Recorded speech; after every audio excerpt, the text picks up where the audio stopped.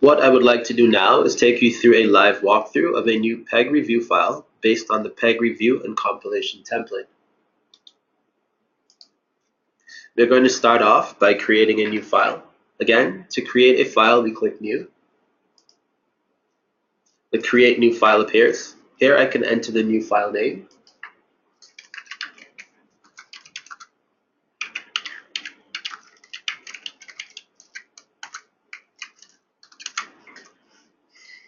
And then I need to select a template to base my file on.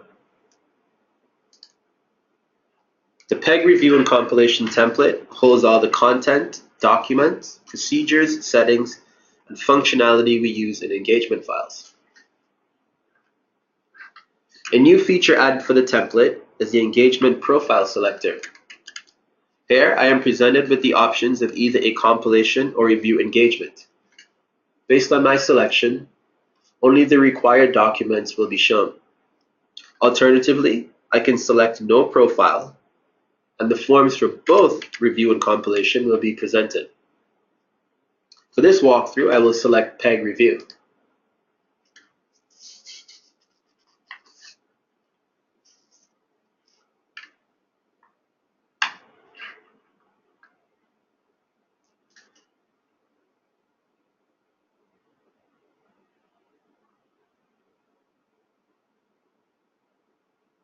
Once my file is created, I am presented with the engagement properties.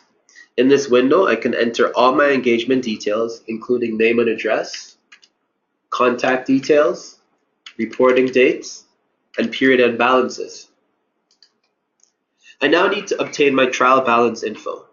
I'm going to import my financial data from an existing file. To import financial data into my client file from an existing file, I can navigate to File, Copy Components. This brings up the Copy Components wizard. I want to copy into this file. I'll go to File, Browse, and select the file I'd like to copy my trial balance info from.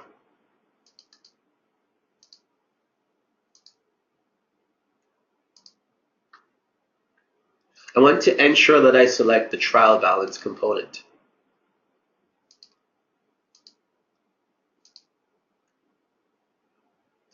I can now navigate to my working trial balance and see that my financial data has been imported successfully.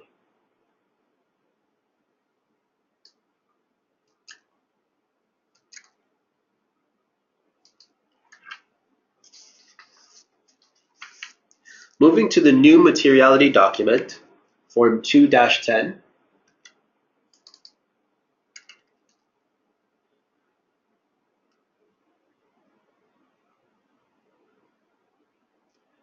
I can enter my anticipated income from continuing operations.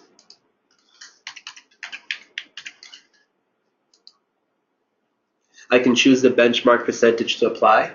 In this case, I have selected 5% of income from continuing operations, and this calculates my possible materiality. I'm going to add the preliminary amount of $1,700 for materiality.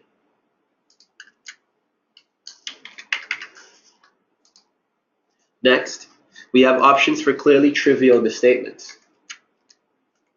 Using the drop-down, we can set the basis for our calculation. In this case, I'm going to select 5%.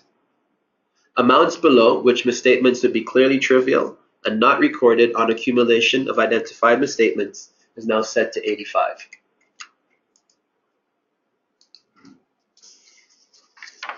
Now, let's take a look at the engagement scope worksheet.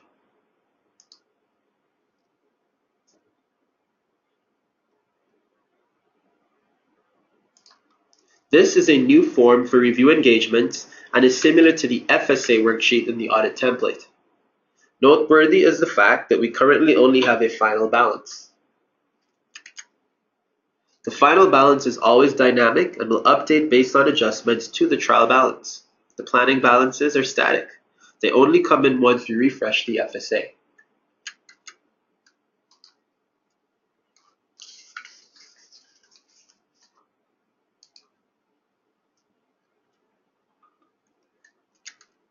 At this point, the date at the top of the planning balance column is updated and these numbers will not change. Because we are doing quite a bit of assessment based on these numbers, we want to document it based on the day we are doing the assessment. You will notice that some of the engagement scope items have the material assessment column selected and others do not. An automatic quantitative assessment of whether areas are material or not has been completed. The engagement scope allows users to identify FSAs that are above materiality and will, therefore, be in scope. This is similar to our audit FSA. For review engagements, under the new CSRE 2400 standards, only FSAs within scope require review procedures to be performed. Once we have completed our materiality assessment, we do have the option, if we want to keep a set of documents, or we may not agree with the assessment for qualitative reasons, to override the current assessment. An override indicator lets us know that this item was manually changed.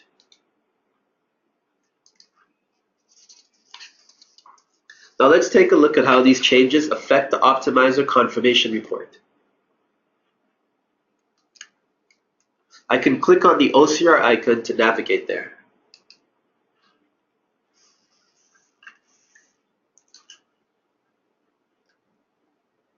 Based on our scope assessment, the OCR displays documents which have been deemed not material and are not considered areas of likely material misstatement. It is possible to override selected items so they are not removed from the file and nothing is deleted until we click Proceed with Deletion.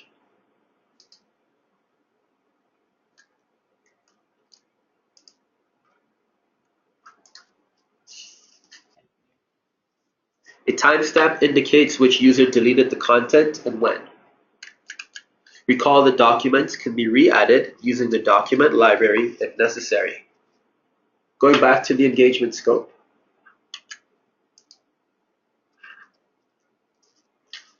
In the working paper reference column, using investments, I can now see that my immaterial review procedures have been disabled.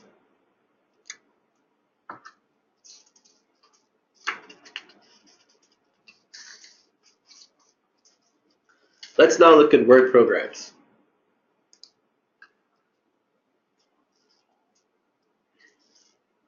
We have a new filtering procedure feature available in work programs.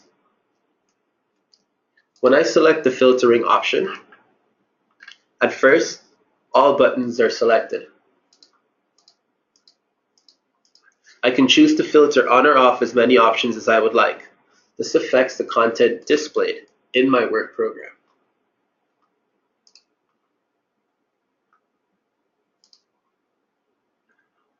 Below the filter procedures option is our materiality detail table. This gives me a glance at our materiality threshold levels. New for the PEG review work programs are tailoring questions. When a matter is identified that indicates the financial statements may be materially misstated, additional procedures are required. Built into each work program are additional procedures.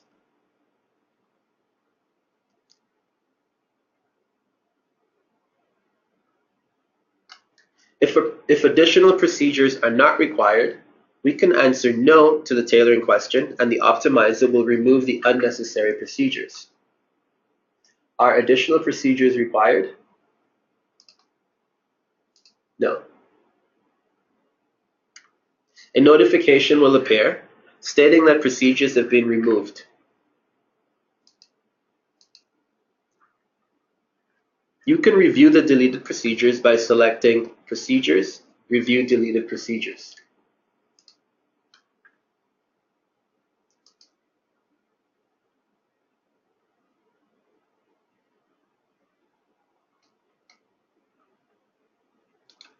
I can reinsert these procedures if needed by right-clicking and selecting Restore Procedure.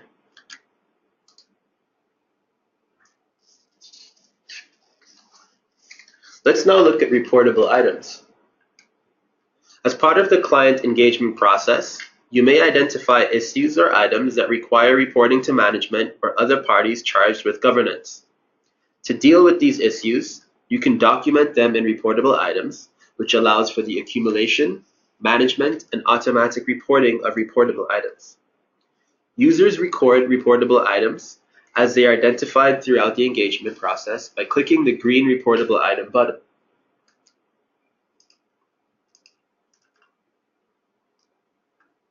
This displays the new reportable item dialog, which enables you to select the applicable reportable item attributes, add recommendations, and link each item to specific letter types. Reportable items identified throughout the engagement can be accumulated in the management letter report. From within the management letter report, reportable items can be created, copied, and edited. Management letters can be created that automatically link and generate with the appropriate reportable items. Let's go to our management letter.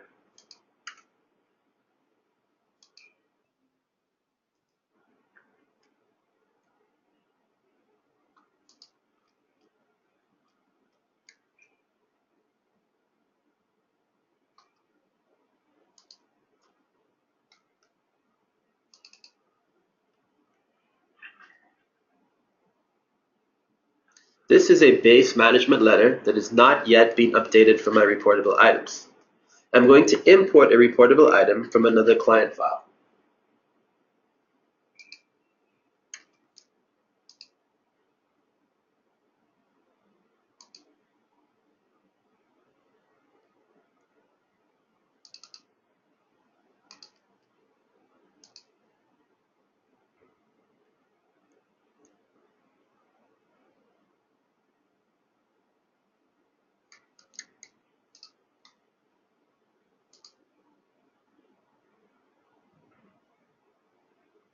To update the management letter, I click the refresh button.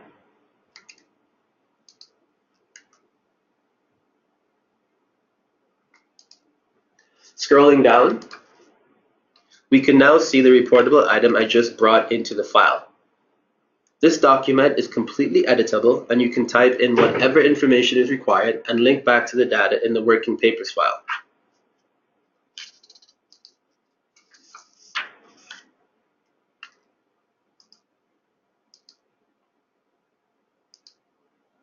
That wraps up some of the core features of CaseWare's PEG review and compilation template and my walkthrough for today.